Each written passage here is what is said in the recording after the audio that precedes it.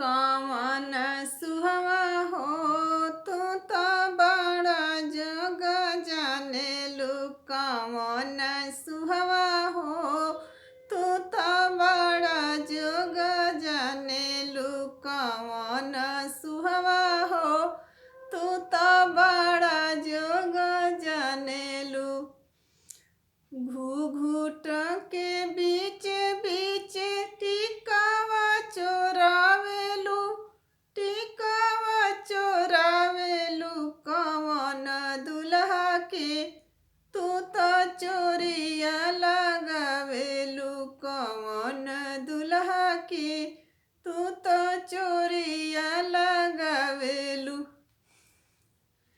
कवन सुहवा हो तू तो बड़ा जोग जानेलू। कवन सुहवा हो तू तो बड़ा जोग जानेलू। घूघूट के बीच बीच नथिया चोरावेलू। नथिया चोरावेलू। कवन दुल्हा के तू तो चोरिया लगावेलू। कवन दुल्हा के तू तो चोरिया लगावेलू। कवन दुल्हा के तू तो चोरिया लगावेलू। कवन सुहवा हो तू तो बड़ा जोग जानेलू।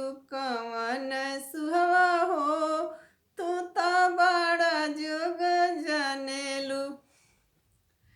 घूघूट के बीच बीच झुमुका चोरावेलू।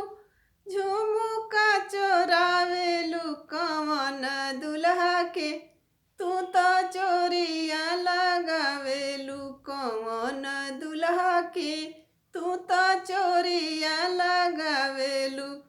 कवन सुहवा हो तू तो बड़ा जोग जानेलू। कवन सुहवा हो तू तो बड़ा जोग जानेलू। घूघूट के बीच बीच हारवा चोरावेलू। हारवा चोरावेलू। कवन दुल्हा के तू तो चोरिया लगावेलू। कवन दुल्हा के तू तो चोरिया लगावेलू।